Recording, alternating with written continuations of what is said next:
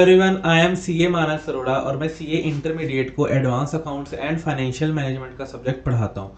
तो आज की इस वीडियो में हम करने जा रहे हैं जी सीए इंटर के इंटरनल रिकंस्ट्रक्शन के क्वेश्चंस के कुछ कुछ पॉइंट्स जहाँ पर आपको इशू आता है। मेरे को बहुत सारे बच्चों ने कहा कि हमको ये पर्टिकुलर पॉइंट्स में इशू आता है, तो मैंने सोचा क्यों ना इसका एक वीडियो ही बना दिया जाए, सो दैट वो वीडियो आप पेपर वाले दिन सुबह देख के जाओ और अगर आपके पेपर में इंटरनल का क्वेश्चन आ गया तो आप कोई भी पॉइंट को गलत ना कर पाओ। आपको पता है कि अगर इंटरनल में एक भी पॉइंट गलत हो गया, एक भी कैपिटल रिडक्शन या रिकंस्ट्रक्शन की एंट्री गलत हो गई, तो आपके 3 से 4 मार्क्स कट जाएंगे, क्योंकि आपका रिकंस्ट्रक्शन का बैलेंस गलत आएगा, आप लोग कैपिटल रिजर्व में गलत भेजोगे, आपकी बैलेंस शीट का टोटल दोनों गलत आएंगे।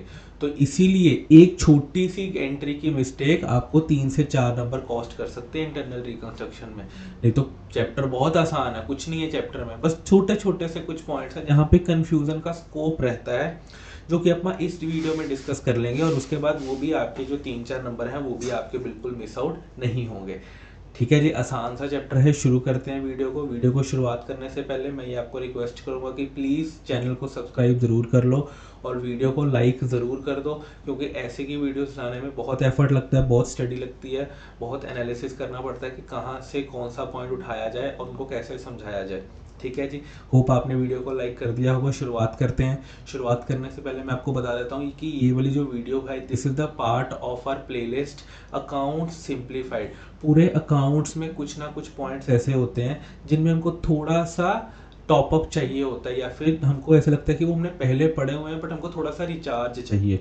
क्लास में तो हम डीपली डिस्कस करते ही हैं, बट कई बार फिर भी क्लास में डीपली डिस्कस करने के बावजूद भी वो पॉइंट हमसे कैच नहीं हो पाता। तो मैं वो सारे पॉइंट्स का अकाउंट सिंप्लीफाइड में मैं छोटा छोटा प्लेलिस्ट बना रहा हूँ, छोटा छोटा वीडियो बना के डाल रहा हूँ उसमें। तो आप प्लीज़ उस प्लेलिस्ट को चेकआउट करो, आपको बहुत ज़्यादा बेनिफिट मिलेगा। जो आपके छोटे छोटे पॉइंट्स हैं ना जहाँ पे आप गलतियाँ करते हो, वो वहाँ पर मैंने डिस्कस कर रखे हैं। ठीक है जी, तो ये वीडियो भी उसी का पार्ट होने वाला है।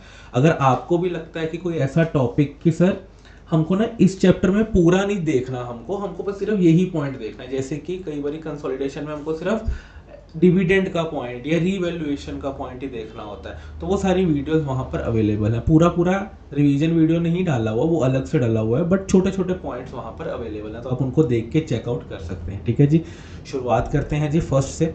आई होप आप लोगों ने इंटरनल रिकंस्ट्रक्शन के कंसेप्ट्स वगैरह पढ़ लिए होंगे, नहीं किए होंगे तो रिवीजन वीडियो का लिंक मैं डिस्क्रिप्शन में डाल रहा हूँ। यहाँ पर मैं सिर्फ क्वेश्चंस के उन पॉइंट्स को डिस्कस करूंगा। अगर आप इंटरनल रिकंस्ट्रक्शन फर्स्ट टाइम कर रहे हैं या फिर आपने पहले कुछ महीने किया हुआ था, तो मैं आपको रिक्वेस्ट करूंगा कि एक बारी कंसेप्ट को पढ़ लो, फिर क्वेश्चंस पे आना और फिर क्वेश्चन में ये वाले पॉइंट्स को देखना। लिंक डिस्क्रिप्शन में मिल जाएगा इंटरनल रिकंस्ट्रक्शन की रिवीजन का। शुरुआत करते हैं। सबसे पहले तो आप बात कर लेते हैं जी कंसोलिडेशन और सब डिवीजन की। अब देखो बहुत सारी कंफ्यूजन आती है यहाँ पे, तो मैं यहाँ पे आपको बता देता हूँ कि सबसे पहले सब डिवीजन होता क्या है।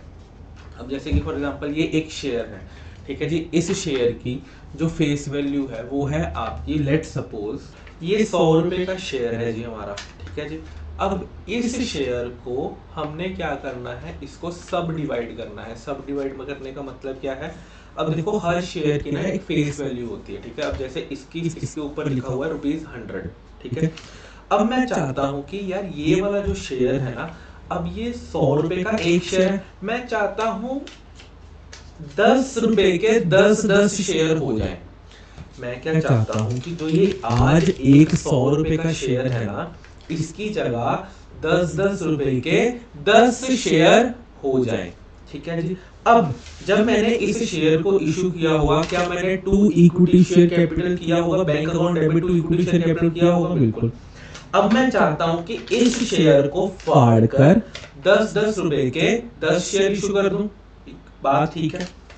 अब इन सारी चीजों में क्या होता है, मैं एंट्री क्या डालूंगा, अब इस सिनेरियो में मैं एंट्री क्या डालूंगा, देखो मेरी इक्विटी शेयर कैपिटल में कोई फर्क नहीं आ रहा।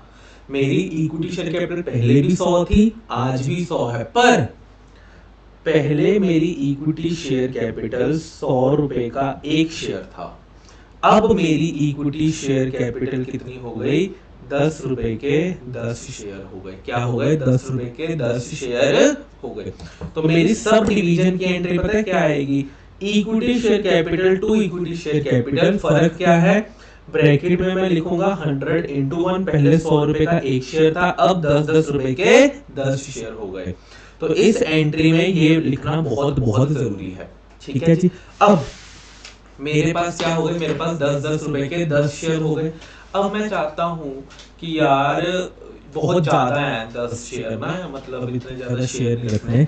मैं चाहता हूँ कि मेरे जो शेयर हो, मेरे पास आज कितने शेयर हैं, 10 शेयर हैं, ठीक है जी। मैं चाहता हूँ यार 10 नहीं 5 शेयर हो जाए। इक्विटी शेयर कैपिटल में मेरे को कोई चेंज नहीं चाहिए, मैं सिर्फ ये चाहता हूँ कि जो यार 10 शेयर है ना मेरे पास, इसकी जगह मेरे पास कितने हो जाए, इसकी जगह मेरे पास सिर्फ और सिर्फ 5 शेयर रह जाएं। तो मेरे को एक बात बताओ, अगर मेरे पास आज 10 रुपए के 10 शेयर थे, अब मैं चाहता हूँ कि मेरा शेयर 5 रुपए का रह जाए, तो मेरे को कितने शेयर रखने चाहिए, सिर्फ और सिर्फ 20 शेयर्स रखने चाहिए। तो इन चीज को मैं क्या कहता हूँ, जब मैं अपने शेयर को छोटा कर देता हूँ, कम कर देता हूँ, तो उसको मैं कहता हूँ सब डिवाइड कर दिया, मैंने उस शेयर को डिवाइड कर दिया। जब मैं अपने शेयर की वैल्यू, फेस वैल्यू को थोड़ा सा बढ़ा देता हूँ, जैसे कि मैंने क्या किया, पहले 10 रुपए की वैल्यू थी, अब कितने की कर दी मैंने, 20 की कर दी।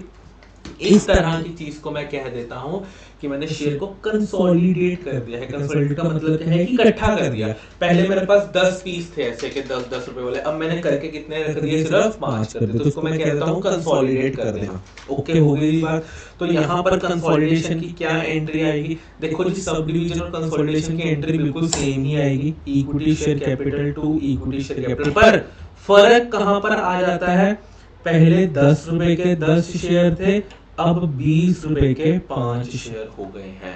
ओके, हो गई जी बात, यहाँ तक कोई प्रॉब्लम तो नहीं है ना आपको, ठीक है जी, चल सकते हैं जी आगे। चलो, यहाँ पर आपका कंसोलिडेशन और सब डिवीजन खत्म हो गया, ये वाला पहला पॉइंट है, ये पहला क्वेश्चन कर लेना, आपको ओके हो जाएगा। आप देखोगे तो यहाँ पे उन्होंने ब्रैकेट में फेस वैल्यूज भी लिख के दी है। अब आओ जी नेक्स्ट पार्ट पे, जो कि है, जो नेक्स्ट पॉइंट है जो हमारे लिए, वो है जी आपका प्रेफरेंस डिविडेंड वाला। अब देखो, कई बार आपको क्वेश्चन में ये लिखा होता है, जैसे यहाँ पे लिखा है कि जो प्रेफरेंस का डिविडेंड था ना, वो एरियर्स पड़ा था 4 सालों के, 4 सालों से।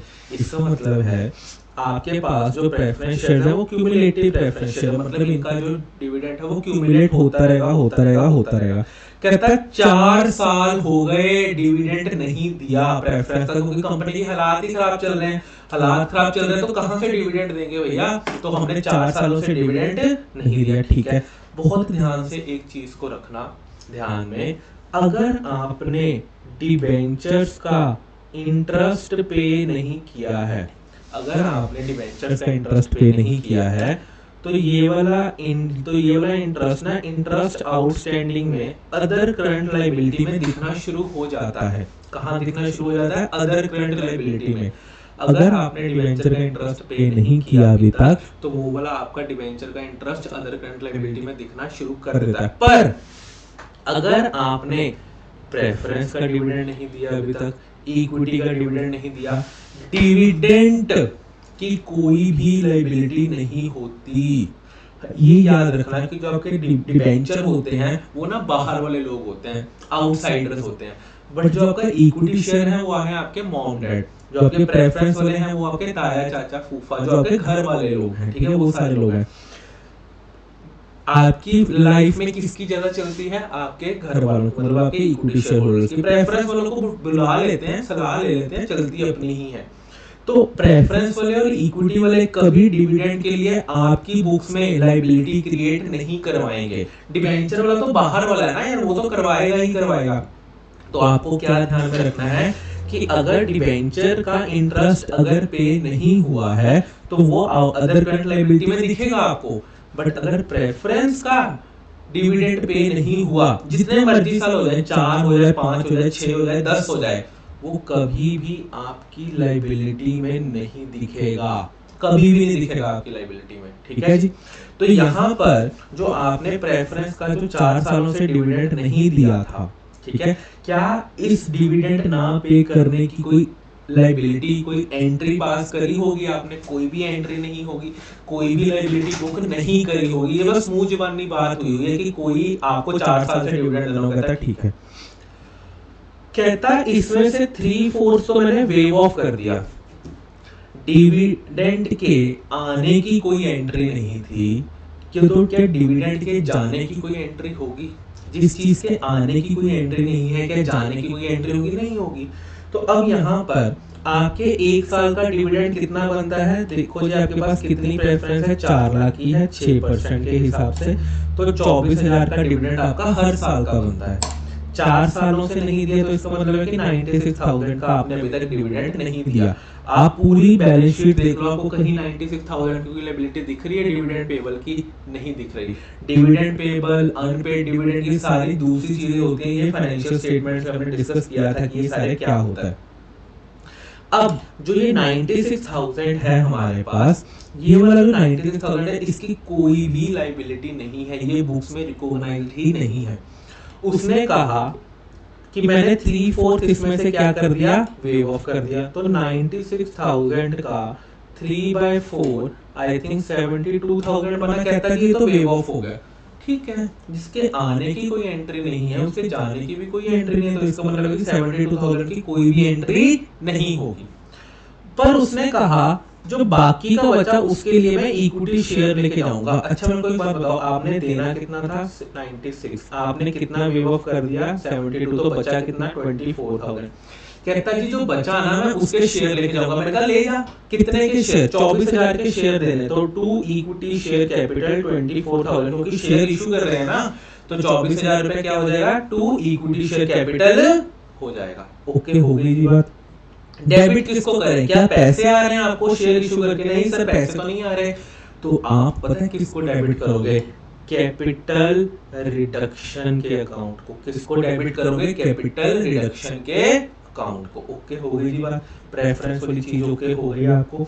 फिर नेक्स्ट मैं आ जाता हूँ जी आपका यहाँ पर ही इसी क्वेश्चन में एक और पॉइंट है आपका। वो कौन सा पॉइंट है? वो डिबेंचर वाला ही पॉइंट है। अब देखो जी, हमेशा जब भी आप इंटरनल रिकंस्ट्रक्शन का क्वेश्चन करो और वो बोले डिबेंचर होल्डर ना कोई प्रॉपर्टी ले गए, कोई एसेट ले गए, तो हमेशा एक चीज का बहुत अच्छे से ध्यान रख लेना कि डिबेंचर होल्डर ना 2 चीजों के पैसे लेता है आपसे। एक तो जो उसके डिबेंचर आउटस्टैंडिंग खड़े हैं वो, प्लस हो सकता है कि उसका कोई इंटरेस्ट भी आउटस्टैंडिंग खड़ा हो सकता है। आपको जब भी डिबेंचर होल्डर आएगा इंटरनल रिकंस्ट्रक्शन में, तो आपको ये देख लेना है कि कहीं उसका कोई इंटरेस्ट पेबल भी तो नहीं ना पड़ा अभी अपने पास। तो यहाँ पर फोर्थ एडजस्टमेंट में अगर आप देखोगे तो वो क्या कह रहा है आपको? कहता है जी debenture holder agree to take over the free hold property जिसकी बुक वैल्यू 1 लाख की थी फॉर वैल्यूएशन ऑफ 1,20,000। सबसे पहले तो डिबेंचर होल्डर की नजर मेरी प्रॉपर्टी पे थी। कहता जी वो प्रॉपर्टी ले गए, वो 1 लाख की प्रॉपर्टी थी, उन्होंने उसकी वैल्यू कितनी डाली? 1,20,000 डाली। अरे भैया, मेरी कोई प्रॉपर्टी है जो मेरी बुक्स में 1 लाख की है, मार्केट में वो 1,20,000 की बिक रही है, एक तरह से बिक ही रही है ना, डिबेंचर होल्डर लेके जा रहा है, तो मेरी तो वैल्यू जा ही रही है। तो क्या 20,000 का मेरे को यहाँ फायदा नहीं हो रहा प्रॉपर्टी पे? सर बिल्कुल हो रहा है। तो अब मैं क्या करूंगा? सबसे पहले मैं एंट्री डालूंगा फ्री होल्ड प्रॉपर्टी 2। क्या 20,000 से मेरी वैल्यू बढ़ रही है? हाँ जी। मेरा मन कर रहा है P&L में डालने का, बट इंटरनल रिकंस्ट्रक्शन में जहां आपका मन P&L में डालने का करे वहां पर आपको कैपिटल रिडक्शन लिख देना है। तो यहाँ पर कितना आ जाएगा? 20,000। सबसे पहले तो मैंने अपने जो है वैल्यू बढ़ा दी उसको, ठीक है। फिर उन्होंने कहा कि in the part repayment of their holding. तो अब मेरे को एक बात बताओ, डिबेंचर्स कितने के पड़े हैं आपके पास? 3,75,000 के पड़े हुए हैं, ठीक है जी। प्लस 22,500 का उनका क्या है? इंटरेस्ट भी तो है ना लेने वाला। तो मेरे को एक बात बताओ, 3,75,000 के डिबेंचर्स हैं, प्लस 22,500 रुपया उनका इंटरेस्ट है जो लेने वाला है। तो डिबेंचर होल्डर ने आपसे कितने पैसे लेने हैं? 3,97,500 लेने हैं। फटाफट से बताओ, क्या इतना पैसा लेना है डिबेंचर होल्डर ने? हाँ जी। वो कितने की प्रॉपर्टी ले गए? 1,20,000 की प्रॉपर्टी ले गए। तो कितना बच गया जी? 2,77,500 बच गया। तो क्या इतना पैसा बच गया? इतना डिबेंचर का पैसा रहता है अभी लेने वाला? हाँ जी। उन्होंने कहा है यहाँ पर, उन्होंने फुल एंड फाइनल सेटलमेंट नहीं लिखा, यहाँ पे लिखा है पार्ट रीपेमेंट, मतलब कुछ हिस्सा उन्होंने रिकवर कर लिया। और उसके अलावा उन्होंने कहा कि जी हम 1,30,000 के और डिबेंचर्स लेंगे, ठीक है जी। तो ये तो नॉर्मल एंट्री आ जाएगी। इसमें क्या होगा कि बैंक अकाउंट डेबिट टू 8% के डिबेंचर्स। अब यहाँ पर कंफ्यूज मत हो जाना, सर ये 8% इंटरेस्ट का क्या करेंगे भैया? आज के दिन जिस दिन आप रिकंस्ट्रक्शन कर रहे हो, एक आदमी ने कहा कि मैं तुमको आज 1,30,000 रुपया देता हूँ 8% पे, ठीक है, thank you very much, bank account debit to debenture 8% के, यहाँ तक ओके। अब इस 8% को तो हम अगले साल देखेंगे ना जब अपन इंटरेस्ट पे करेंगे। आज तो मेरे को 8% की कोई ऑब्लिगेशन नहीं है, आज तो मेरे को कोई लेना देना नहीं है, आज तो मेरे को बस पैसे से मतलब है। हाँ जी, पैसा आ गया, bank account debit to 8% debenture हो गया 1,30,000 जी, बात बन गई, thank you very much, okay हो गई जी बात। यहाँ तक आपको ये 2 पॉइंट्स ओके हैं। अब यहाँ पर कई बारी एक और मैं आपको भी पॉइंट बता देता हूँ, इसको नोट करते रहो सारे पॉइंट्स को।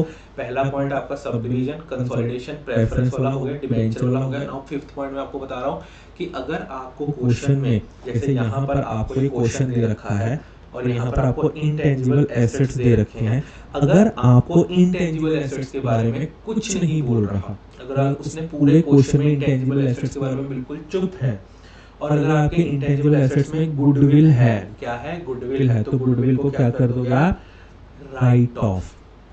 क्या कर दोगे आप, गुडविल को राइट ऑफ। मैं दिखा देता हूँ जी आपको, ये अगर आपके क्वेश्चन में इंटेंजिबल एसेट्स हैं और इंटेंजिबल एसेट्स में भी गुडविल है और क्वेश्चन साइलेंट है, कुछ नहीं बोल रहा गुडविल के बारे में, क्या करना है क्या नहीं करना, उसको राइट ऑफ कर देना गुडविल को, क्योंकि ऐसी कंपनी जो कि लॉसेस में है उसमें काहे की गुडविल, तो आप अगर क्वेश्चन साइलेंट है तो गुडविल को राइट ऑफ कर देना। और अगर बाकी के कोई आपके पास इंटेंजिबल एसेट पड़े हैं, पेटेंट है, ट्रेडमार्क है, वो सारी चीजें हैं, तो वो वैसे करना जैसे क्वेश्चन बोले। अगर आपके क्वेश्चन में आपके पास ट्रेडमार्क या फिर पेटेंट पड़ा हुआ है और क्वेश्चन ने कुछ नहीं बोला हुआ, तो आप उसको राइट ऑफ नहीं करोगे, ठीक है जी।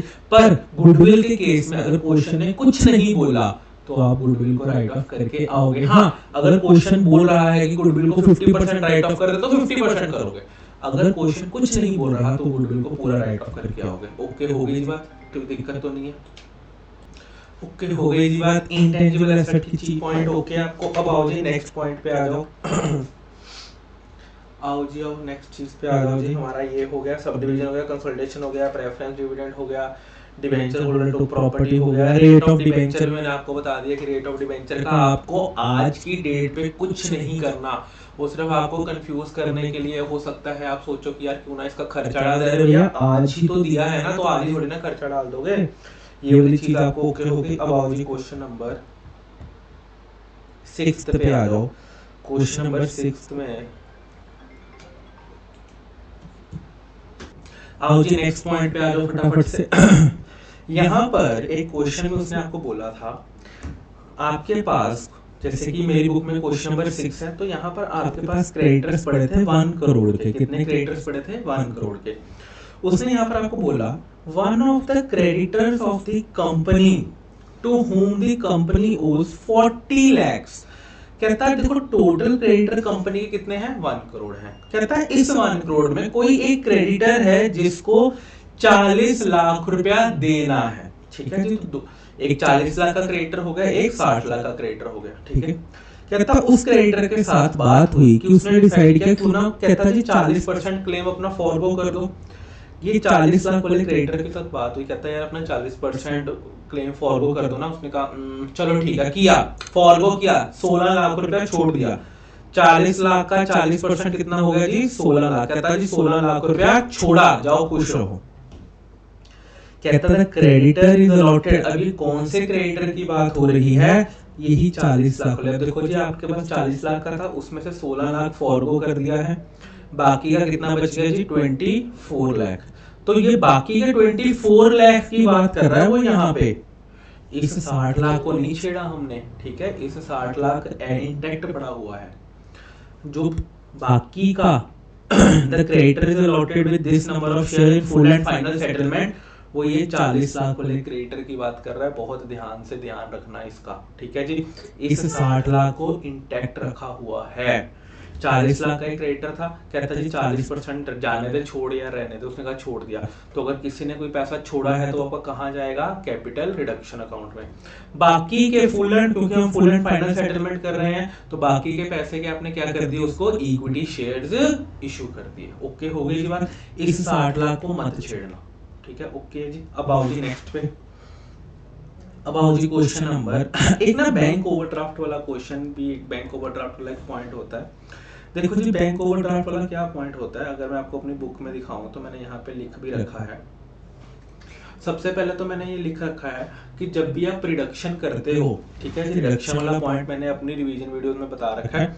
अगर आपको उसने बोला है the value of the share is reduced by this amount, तो वहां पर the value of the share is reduced, तो इसका मतलब है कि वो फेस वैल्यू रिडक्शन की बात कर रहा है, वो पेड अप वैल्यू के रिडक्शन की बात नहीं कर रहा, वो फेस वैल्यू के रिडक्शन की बात कर रहा है। ओके जी, बात यहाँ तक कोई दिक्कत तो नहीं है, ठीक है। फिर सेकेंड मैंने कहा कि बैंक ओवरड्राफ्ट, अब कई बार क्या होता है, कंपनी रिकंस्ट्रक्शन में है, रिकंस्ट्रक्शन का मतलब ये होता है कि कंपनी के पास पैसा वैसा नहीं है, तभी रिकंस्ट्रक्शन में है ना। तो अगर उसके पास पैसा वैसा नहीं है तो वो कहता है if the bank overdraft is given in the question, अगर आपके क्वेश्चन की बैलेंस शीट में बैंक ओवरड्राफ्ट दिया हुआ है, then we have to adjust it with the bank balance. देखो जी, बैंक ओवरड्राफ्ट क्या होता है, अब जैसे नॉर्मल लोग, रिटेल लोग, अगर मेरे अकाउंट में 100 रुपए है तो मैं 100 रुपए ही विड्रॉ कर सकता हूँ। पर बिजनेसेस, बैंक बिजनेसेस को ये कहता है कि अगर आपके अकाउंट में 100 रुपए हैं तो आप 200 रुपए विड्रॉ कर सकते हो, 200 कर सकते हो, 120 कर सकते हो, 140, ये 250 तक कर सकते हो, 300 तक भी कर सकते हो, डिपेंड करता है बैंक का क्या लिमिट है और वो कस्टमर कौन है। इस कहने का मतलब ये है कि जितने पैसे आपके बैंक में हैं आप उससे ज्यादा पैसा विड्रॉ कर सकते हो। जो अब बैंक में कितना है, 100 रुपए, आपने कितने विड्रॉ कर लिए, 200, तो 100 रुपए का क्या हो जाता है, बैंक ओवरड्राफ्ट हो जाता है। ये बैंक ओवरड्राफ्ट का मतलब क्या होता है कि ये बैंक से एक्स्ट्रा पैसा उठाया गया है, और अगर कंपनी ने बैंक से पैसा उठाया है, और ये पता है किसके लिए उठाया जाता है, जो छोटी मोटी पेमेंट करनी है, कोई इमरजेंसी में पेमेंट करनी पड़ गई तो उसके लिए। तो ये आपका शॉर्ट टर्म बोरोइंग्स में दिख रहा होगा, ठीक है जी। तो अगर ये आपका शॉर्ट टर्म बोरोइंग्स में दिख रहा है तो, और आपके क्वेश्चन में, इंटरनल के क्वेश्चन में बैंक ओवरड्राफ्ट है, तो आपको ये ध्यान रखना है कि अगर ड्यूरिंग दी रिकंस्ट्रक्शन आपके पास पैसा आ रहा है, आपने कोई इन्वेस्टमेंट बेची है, कोई शेयर इशू किए हैं, कोई डिबेंचर इशू किए हैं, तो वहां से जो पैसा आ रहा है ना, उसको सबसे पहले आपको बैंक ओवरड्राफ्ट को सेटल करने में लगाना है। सबसे पहले कहाँ पे लगाना है, बैंक ओवरड्राफ्ट को सेटल करने में। If there is a bank overdraft then we have to adjust it with the bank balance, cash and cash equivalent. तो आप फॉर एग्जांपल, मेरे पास यहाँ पे 100 रुपए का बैंक ओवरड्राफ्ट पड़ा हुआ था जब मैं इंटरनल रिकंस्ट्रक्शन में गया। मैंने क्या किया, मैंने 400 रुपए की एक प्लांट एंड मशीनरी सेल कर दी, ठीक है जी। मेरे पास 100 का ओवरड्राफ्ट था, जब मैं इंटरनल में गया तो मैंने 400 की क्या कर दी, मशीनरी सेल कर दी। आज के टाइम पे मेरा बैंक बैलेंस 300 रुपए होगा, क्योंकि 400 आया, 100 रुपए मैंने बैंक को दे दिए, मैंने कहा यार तुमसे लिए थे ना पैसे, जो जरूरत थी ये लो तुम, तो मेरा बैंक बैलेंस कितना हो जाएगा, 300। तो आपको इसको एडजस्ट करके दिखाना पड़ेगा। ओके जी, बात यहाँ तक कोई दिक्कत नहीं है। अब क्वेश्चन नंबर 7 में देख लो, उसने अच्छा, अगर उसने आपको पेपर में कुछ भी बैंक ओवरड्राफ्ट के बारे में नहीं लिखा, जैसे कि यहाँ पर उसने आपको बैलेंस शीट में बैंक ओवरड्राफ्ट दे दिया 1.5 लाख का, तो आप इसको एडजस्ट करके ही दिखाओगे। कई बार आपको क्वेश्चन में लिख देता है द कंपनी वुड इशू, अब उसने लिखा कि मैं 3 लाख के डिबेंचर इशू कर रहा हूँ, आपका बैंक ओवरड्राफ्ट कितना पड़ा था, 1.5 लाख का, तो आपने कितने इशू किए हैं, 3 लाख के डिबेंचर इशू किए हैं। कहता है and augment it's working capital requirement. अब वो यहाँ पे क्या कह रहा है, इस लाइन का मतलब क्या है, जो मैंने लाइन ब्राउन से करी है, इसका मतलब क्या है कि मेरा 1.5 लाख रुपए का क्या पड़ा हुआ था, बैंक ओवरड्राफ्ट पड़ा हुआ था। 3 लाख रुपए के मैंने डिबेंचर्स इशू किए। अब कायदे से सोचो, मैंने 1.5 लाख रुपए बैंक को देना था, 3 लाख रुपए के मैंने डिबेंचर्स इशू कर दिए। ओके, अब जो 1,50,000 बचा वो मेरा कहाँ आएगा, वो मेरा कैश एंड कैश इक्विवेलेंट्स में आ जाएगा, क्योंकि 1,50,000 ही बच रहा है ना। 1.5 लाख के तो 1.5 लाख तो बैंक ओवरड्राफ्ट था, 3 लाख मैंने डिबेंचर का लिया, तो मेरे पास जेब में कितना बचा, 1,50,000 ही बच रहा है। तो यहाँ पे उसने जो ये लाइन लिखी है ना, इस लाइन का कोई मतलब नहीं है, इस लाइन का सिर्फ यही मतलब है कि वो ये कह रहा है जी मैंने 3 लाख के डिबेंचर दिए हैं, बैंक ओवरड्राफ्ट को एडजस्ट करके जो भी पैसा बचा उसको अपने रोजमर्रा के खर्चे के लिए यूज कर लेना। अरे भैया तुम ना भी बोलते तो भी मैं एडजस्ट करता, और जो पैसा बचता वो रोजमर्रा के खर्चे के लिए होता ना, इसमें बोलने वाली तो कोई बात नहीं है ना। तो वो यही कह रहा है कि डिबेंचर इशू कर देना, फिर उसको एग्रीमेंट कर देना इट्स वर्किंग कैपिटल रिक्वायरमेंट, ताकि अपने वर्किंग कैपिटल रिक्वायरमेंट को, वर्किंग कैपिटल रिक्वायरमेंट का मतलब क्या है, रोजमर्रा के खर्चे में उसको यूज कर लेना, वो ये कह रहा है, ठीक है ना। अगर उसने यहाँ तक, अगर उसने ये लाइन ना लिखी होती तो भी मैं वही करता जो मैंने अभी किया है, उसको बैंक ओवरड्राफ्ट को सेटल करता, फिर उसको कैश एंड कैश इक्विवेलेंट में दिखा देता। यहाँ तक आपको बात ओके है, कोई दिक्कत परेशानी तो नहीं है? ठीक है जी, अब आ जाओ जी नेक्स्ट पे। एक आपका शेयर सरेंडर वाला क्वेश्चन होता है। शेयर सरेंडर में क्या होता है, पहले क्या होता है कि जब आप अपने शेयर कैपिटल को रिड्यूस करते हैं तो अपन एंट्री डालते हैं share capital to capital reduction, और फिर कैपिटल रिडक्शन में से जो चीज आपका करनी है वो अपन कर लेते हैं। जब वो आपको क्वेश्चन में शेयर सरेंडर बोलता है, जैसे यहाँ पे शेयर सरेंडर हो रहे हैं, शेयर सरेंडर हो रहे हैं, तो शेयर सरेंडर क्या होता है? शेयर सरेंडर एक तरह से ना आपका, जैसे कि आपका ट्रांजिट होता है ना, ट्रांजिट का मतलब होता है वेयर हाउस। आप वेयर हाउस मान लो, शेयर सरेंडर एक तरह से आपका वेयर हाउस है, ठीक है। अगर उसने सामने वाले ने आपको बोला है कि शेयर सरेंडर किए गए हैं, क्या किए गए हैं? शेयर सरेंडर किए गए हैं, तो आप क्या एंट्री डालोगे? Share capital to share surrender. पहले शेयर कैपिटल को रिड्यूस करने की क्या एंट्री डालते थे? Share capital to capital reduction. But अब यहाँ पर क्या एंट्री डालोगे? Share capital to share surrender. आपने एट द एंड क्या किया है? आपने उसको कैपिटल रिडक्शन में डालने की बजाय एक वेयर हाउस में रख दिया कि यार चल तो थोड़ी देर शेयर सरेंडर के नाम के वेयर हाउस में रह ले, वहां से फिर अपा तेरा काम इशू कर देंगे या फिर जो करना होगा अपा वो कर देंगे, ठीक है जी। तो ये आपका क्या हो गया? शेयर सरेंडर वाला अकाउंट हो गया। जब भी आपको बोलता है शेयर सरेंडर के, तो आप ये एंटर डालोगे। फिर कई बार शेयर सरेंडर में से ना आप लायबिलिटी को सेटल करते हो, आप कुछ करते हो तो आपकी लायबिलिटी सेटल होती है, आप नए शेयर्स इशू करते हो, तो आप क्या एंट्री डालोगे? Share surrender to equity share capital. क्या डालोगे? Equity share capital. Share surrender to equity share capital. Okay, हो गई जी बात। इसका क्वेश्चन है, क्वेश्चन कर लेना। शेयर सरेंडर का मतलब क्या होता है कि बस एक तरह से ये आपका एक वेयर हाउस होता है। वेयर हाउस में भी क्या होता है कि ताकि आप उसको एक बारी पार्क कर दो अपने शेयर्स को जो भी आपने सरेंडर किए हैं। पहले आप क्या करते हैं? Equity share capital to capital reduction, फिर capital reduction to equity share capital करते हैं नॉर्मल जिंदगी में अगर आप देखें, बट यहाँ पे आप क्या कर रहे हैं? Share surrender. और अगर सब कुछ कराने के बाद, फॉर एग्जांपल मैंने 100 रुपए के शेयर सरेंडर करवाए थे, बट मैंने यूज कितने किए हैं? 70 के किए हैं। जो बाकी का 30 बचा वो आपको पता है कहाँ चला जाएगा? कैपिटल रिडक्शन में चला जाएगा। एक चीज का ध्यान रखना, जो आपका शेयर सरेंडर होता है उसका बैलेंस जाता है कैपिटल रिडक्शन में, ठीक है। और कैपिटल रिडक्शन में से अगर कोई पैसा बचता है तो वो जाएगा जी आपका कैपिटल रिजर्व में, ठीक है जी। शेयर सरेंडर का अमाउंट सीधा कैपिटल रिजर्व में नहीं जाएगा। शेयर सरेंडर का पैसा सबसे पहले कैपिटल रिडक्शन में जाएगा। कैपिटल रिडक्शन में से अगर कोई पैसा बचता है तो वो कहाँ जाएगा? आपका कैपिटल रिजर्व में। ओके, हो गई जी बात। चल सकते हैं जी आगे। चलो, अब एक और पॉइंट की मैं बात कर लेता हूं आपके साथ। क्वेश्चन नंबर 12 में, क्वेश्चन नंबर 12 में अगर आ जाओ, क्वेश्चन नंबर 12 में एक आपके पॉइंट है। क्वेश्चन नंबर 12, हाँ जी। तो कई बार क्या होता है कि आपको जो इंटरनल रिकंस्ट्रक्शन की बैलेंस शीट दी होती है ना, उसमें ना आपको कैपिटल रिजर्व का बैलेंस दिया हो सकता है। किसका बैलेंस दिया हो सकता है? कैपिटल रिजर्व का। आपको बैलेंस शीट में ऑलरेडी कैपिटल रिजर्व का बैलेंस दिया हुआ है। आप लोग कैपिटल रिडक्शन का अकाउंट बनाओगे, क्योंकि बिना कैपिटल रिडक्शन के अकाउंट के तो इंटरनल रिकंस्ट्रक्शन होगी नहीं। तो अगर आपको बैलेंस शीट में कैपिटल रिजर्व का बैलेंस दिया हुआ है तो आप सबसे पहले इस कैपिटल रिजर्व के बैलेंस को कैपिटल रिडक्शन में ट्रांसफर करोगे। क्या करोगे? अगर आपको क्वेश्चन में कैपिटल रिजर्व दे रखा है, इंटरनल का क्वेश्चन है, तो आप सबसे पहले कैपिटल रिजर्व के बैलेंस को कैपिटल रिडक्शन में ट्रांसफर करोगे। अगर आप कैपिटल रिडक्शन का अकाउंट देखोगे तो इन्होंने सबसे पहले क्या कर रखा है? आपका कैपिटल रिडक्शन का बैलेंस कहाँ है? तो इन्होंने 5 लाख रुपया कहाँ ट्रांसफर कर रखा है?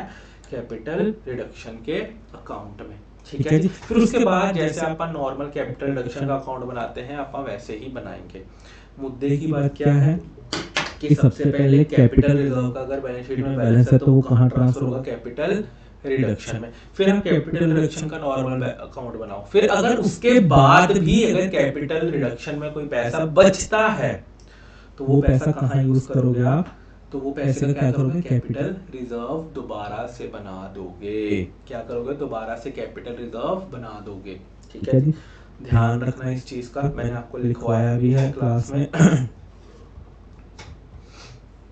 If capital reserve is given in the balance sheet, then first transfer the capital reserve to capital reduction account, फिर नॉर्मल कैपिटल रिडक्शन का अकाउंट बनाओ, फिर अगर कैपिटल रिडक्शन में कोई बैलेंस बचता है एज नॉर्मल, अगर कोई बच रहा है तो वो कहाँ चला जाएगा आपका कैपिटल रिजर्व में। ठीक है जी, ओके हो गई जी बात।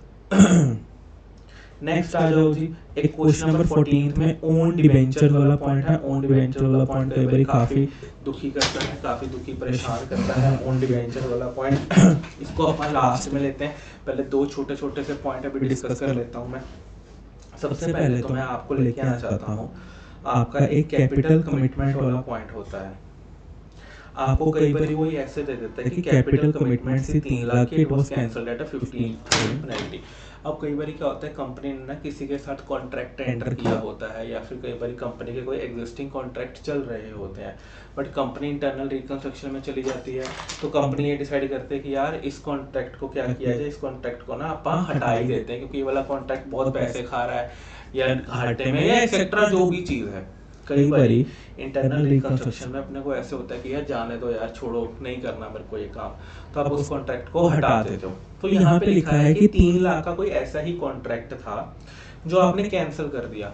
अब कोई भी आप जब आप बड़े हो जाओगे, जब भी आप कॉन्ट्रैक्ट्स में एंटर करोगे, तो आप देखोगे कि कॉन्ट्रैक्ट्स में ना एक क्लॉज होता है कि अगर सामने वाला इस कॉन्ट्रैक्ट को फुलफिल ना कर पाया, अब एग्जाम्पल, अब आपके घर के बाहर जो भी सड़क बनी हुई है वो किसी कॉन्ट्रैक्टर ने बनाई है, सरकार ने सामने वाले को कॉन्ट्रैक्ट दिया होगा ना कि तुम ये सड़क बना दो।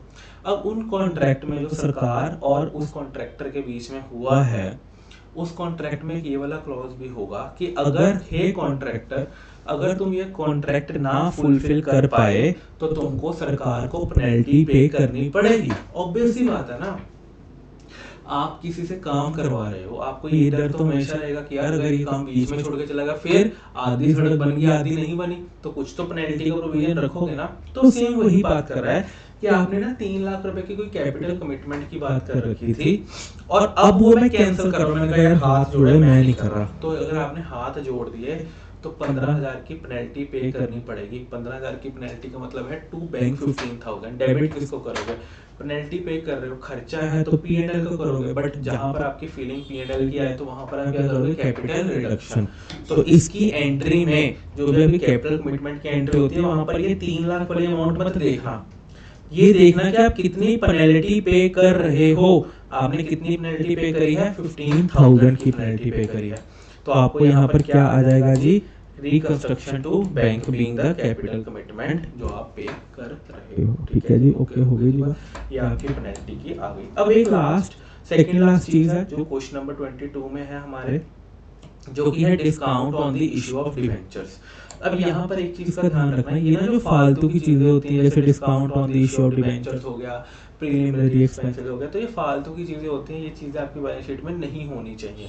तो आप इनको क्या करोगे, राइट ऑफ करोगे। तो ये discount on the issue of debentures आपका डेबिट पड़ा है, तो इसको राइट ऑफ करने के लिए क्या करोगे, capital reduction to discount on the issue of debentures, और इसको क्या कर दोगे आप, राइट ऑफ कर दोगे। ओके हो गई जी बात, दिक्कत तो नहीं। अब यहाँ पर एक और पॉइंट देख लो, point number 3, debenture holders also agree to forgo the outstanding interest. देखो जी, डिबेंचर्स कितने थे, 12% के डिबेंचर थे।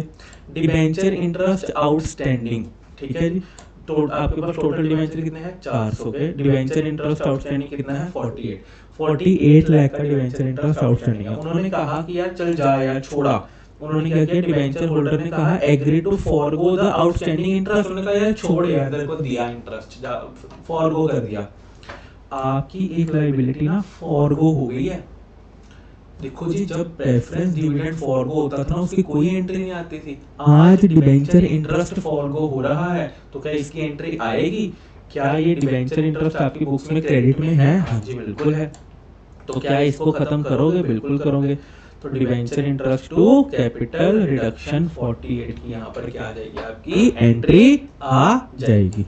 ठीक है, in the return of 12% debenture being converted. कहता है जो 12% डिबेंचर है ना, अब आप इसको क्या कर दोगे, 13% के। ठीक है, मेरे को क्या लाइफ में दिक्कत है, 12% डिबेंचर्स टू 13% डिबेंचर 400। उसने कहा मान लिया नहीं लेते इंटरेस्ट तुमसे, बट जो मेरे पास 12% के डिबेंचर थे ना, अब इसका रेट बढ़ा के 13% कर दो। मैंने कहा ठीक है कर देते हैं। 12% के डिबेंचर्स को खत्म कर दिया, 13% के इशू कर दिए, बात खत्म हो गई आपकी। ठीक है, चलें जी आगे। नाउ लास्ट पॉइंट पे आ जाता हूँ जी मैं अपने ओन डिबेंचर्स वाले पे। अब देखो जी ओन डिबेंचर्स क्या होते हैं, क्वेश्चन नंबर है जी मेरा 14। अब देखो जी यहाँ पर एक ना ओन डिबेंचर्स का पार्ट आता है। अब देखो हमारे पास कौन सी दी हुई है, जेड लिमिटेड दे रखा है। ठीक है जी, जेड लिमिटेड आपको दे रखा है। अब यहाँ पर जेड लिमिटेड में आपको लायबिलिटी साइड दे रखा है 10% के डिबेंचर्स 100 रुपीज का एक है। तो वो आपको ये कह रहा है कि इसने 10% के डिबेंचर्स इशू कर रखे हैं जो 100 रुपए का है, और टोटल कितने डिबेंचर्स हैं, 18 लाख के। इसी की एसेट साइड में कुछ ओन डिबेंचर्स का पॉइंट भी आपको दे रखा है। उसने कहा इसी कंपनी ने ना अपने ही डिबेंचर्स ले रखे हैं। अब देखो जी होता क्या है, मैं रिलायंस के एग्जांपल ले लेता हूँ। क्या रिलायंस के शेयर मार्केट में घूम रहे हैं? मेरे पास भी रिलायंस का एक आधा शेयर है, मेरे बाकियों के पास भी, पूरी मार्केट में रिलायंस के शेयर हैं।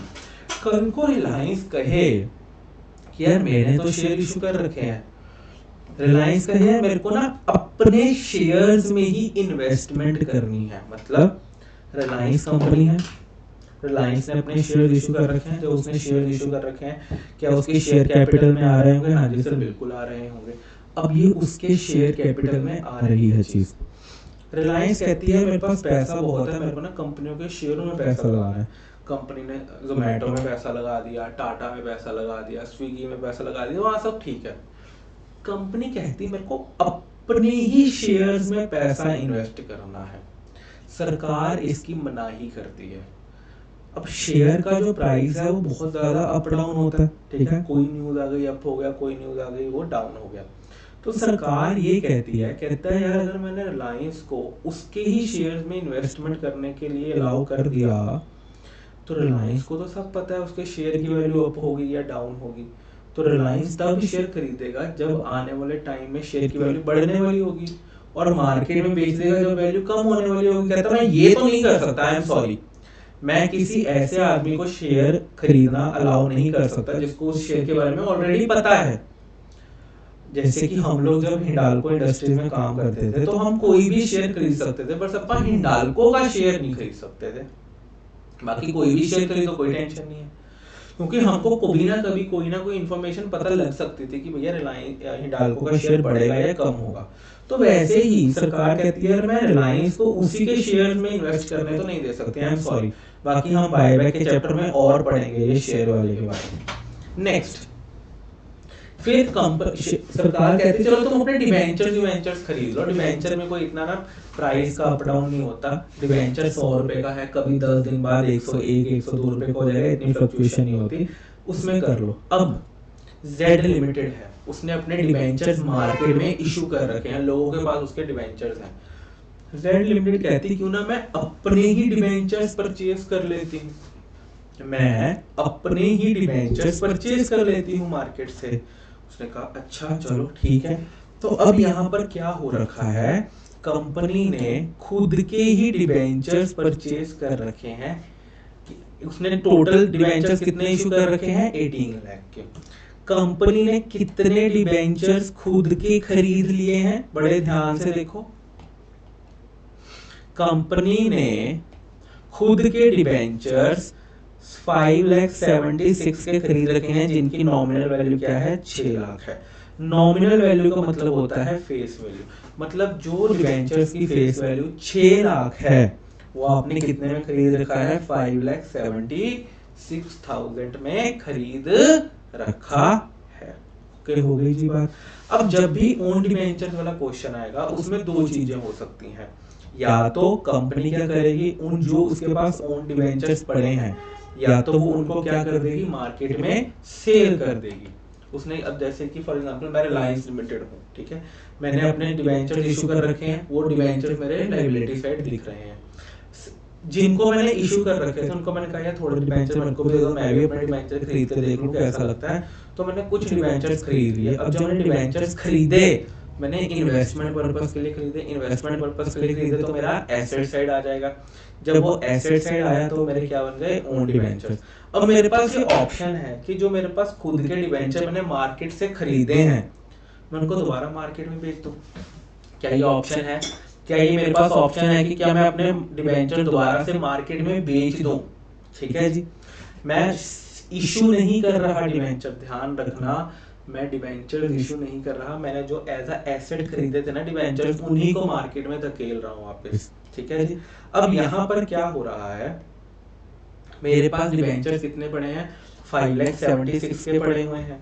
मैंने क्या किया, द ओन डिबेंचर्स, अब देखो जी ध्यान से, कहता है जी ओन डिबेंचर्स ऑफ ₹2,40,000 की नॉमिनल वैल्यू, जो डिबेंचर्स मेरे नॉमिनल वैल्यू 2,40,000 के थे उनको मैंने 98 पर बेच दिया, and the remaining own debentures were cancelled. अब यहाँ पे वो क्या कहना चाह रहा है आपको, आज है 24th, देखो जी ये आपके पास 6 लाख के डिबेंचर्स पड़े थे। ठीक है जी, उसमें से 6 लाख की नॉमिनल वैल्यू के, उसमें से 2,40,000 की नॉमिनल वैल्यू के डिबेंचर्स मैंने बेच दिए, और बाकी के 3,60,000 की नॉमिनल वैल्यू के डिबेंचर्स क्या हो गए, कैंसल हो गए। ओके हो गई जी। अब अगर मैंने 2,40,000 की नॉमिनल वैल्यू है और मैंने डिबेंचर सेल कितने पे किया है, 98 पे किया है। ठीक है जी, तो इसका मतलब है कि जो 2,40,000 की नॉमिनल वैल्यू, मतलब जो फेस वैल्यू के डिबेंचर है 2,40,000, तो मैंने कितने के बेचे, 2,35,200। इसका मतलब है कि वो डिबेंचर्स को बेच के मेरे पास इतना पैसा आया। बिल्कुल, इन डिबेंचर्स को खरीदने में मेरा खर्चा क्या लगा था, देखो जी 6 लाख रुपए की नॉमिनल वैल्यू के डिबेंचर्स मैंने खरीदे थे 5,76,000 पे खरीदे थे। ठीक है जी, 6 लाख की नॉमिनल वैल्यू के डिबेंचर्स मैंने कितने पे खरीदे थे, 5,76,000 पे। तो मैं क्या कह सकता हूँ कि अगर मैंने 6 लाख की नॉमिनल वैल्यू के डिबेंचर्स 5,76,000 पे खरीदे हैं तो 2,40,000 कितने पे खरीदे होंगे, 230,400 पे खरीदे होंगे। यहाँ तक तो कोई इशू नहीं है ना आपको।